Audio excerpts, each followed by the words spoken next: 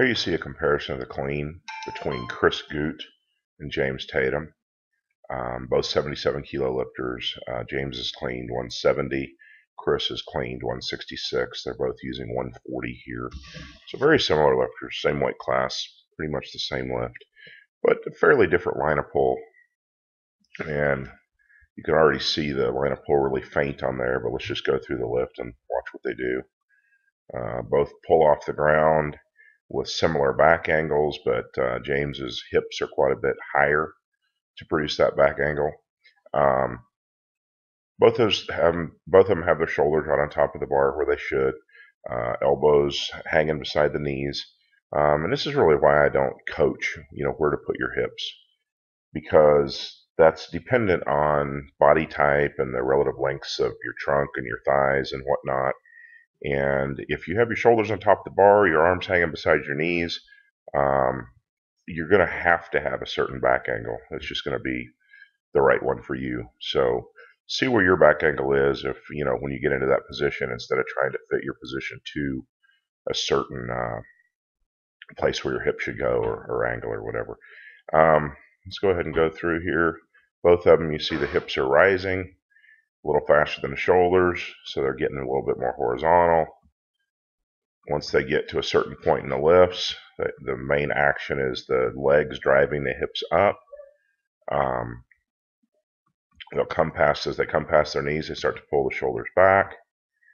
And then what's interesting here is James, with his shorter torso, he gets to a point where he's hitting the second pull a little bit lower on his thigh, a little bit shorter torso, longer arms.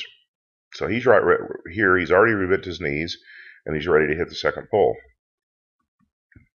As James is hitting the second pull, Chris, with a little longer torso, shorter arms, has not gotten to his second pull yet.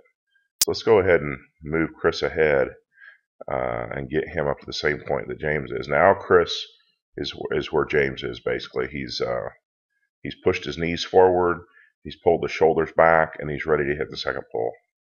Let's go both together again.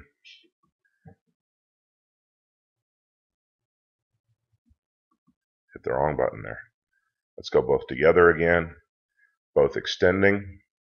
As you can see, another little difference here is James is still flat onto the back of his foot, and Chris has already gone up onto his toes right at the very start of the extension. Let's go one more.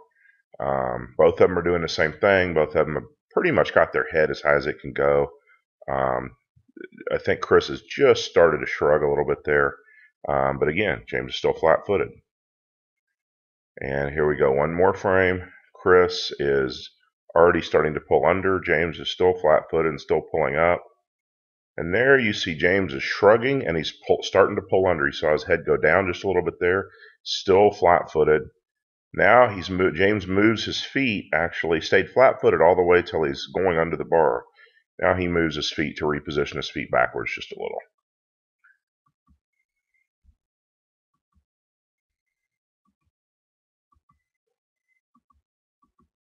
And they both catch.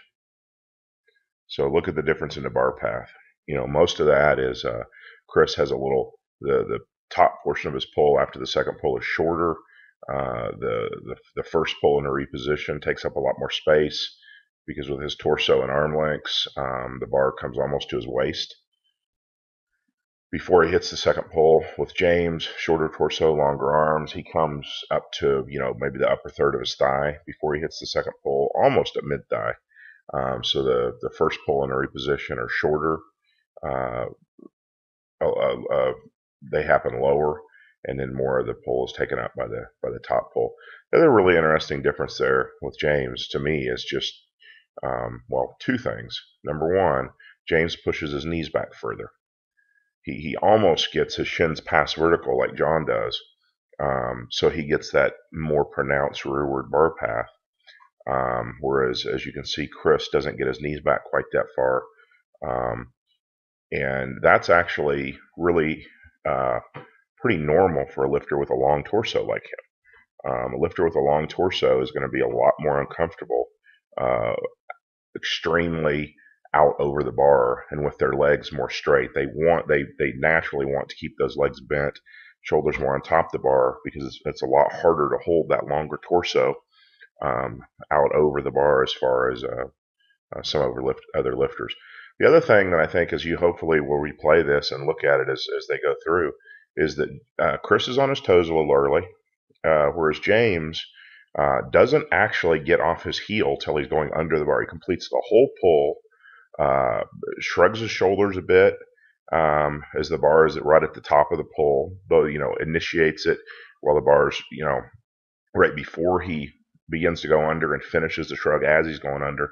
But throughout that whole time, his heels are glued to the floor.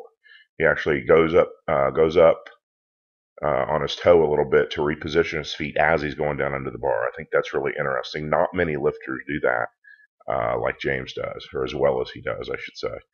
Most lifters will go to the ball of the foot just a little bit at the top of the pull, but not James. I think that's very efficient, actually, to do it the way he does.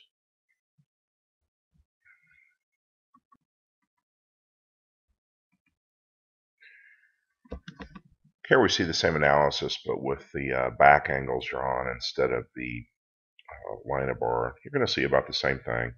You see the difference in the start position, obviously, with very similar back angles. As we go forward, you see they both get more horizontal as they come up to the middle of the shin. And you see them keep that for a couple of frames, 3 frames, and they both start to raise the chest. And as they raise the chest, the shoulders, which went forward as the back angle got more horizontal, now the shoulders start coming back as the back angle gets more vertical. And you see James already into the second pull there, starting the second pull. You see Chris not quite there. I'll fast forward him just a little bit. There you see again James' feet on the ground. Chris is going to go to his toes in just a second. Chris is on his toes. James's heels are planted. They're both executing the second pull. That's pretty much the top of it for both of them. Their heads shouldn't go much further than that, or much further up than that. James is going to start to shrug as he goes under. Chris maybe started to shrug just a little earlier. We're talking split seconds here. I mean, they're both doing 90% the same thing. But Chris has already got his way up on his toes, and James has still got his heels jammed to the ground. Now, as they're well under the bar, James finally moves his heels as he jumps under the bar. He stood up and executed somewhat of a shrug without any heel movement at all. And now they're both down and caught. So again, with the line of pull, if you go through it fast, just like with looking at the line of pull, they both look like they're doing pretty much the same thing. If you look at the lines, they're definitely the same idea. A lot of the same things are happening. However, there's just some slight differences, and so one of those differences is different proportions of the two lifters. James is a shorter torso lifter. Chris is a longer torso lifter. Longer torso lifters are generally going to start lower. There's always exceptions to every rule. They're going to start with their hips lower. There's always exceptions to every rule, but in general, that tends to happen.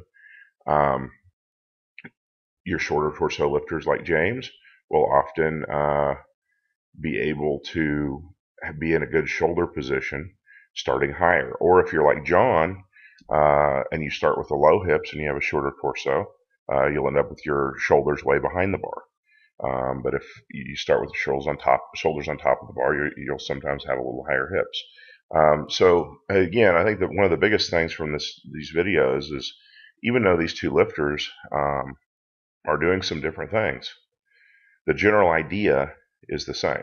The general idea is the same. The general direction of the movement is the same, and some of the differences are just anatomical. And I hope that's helpful to some of you.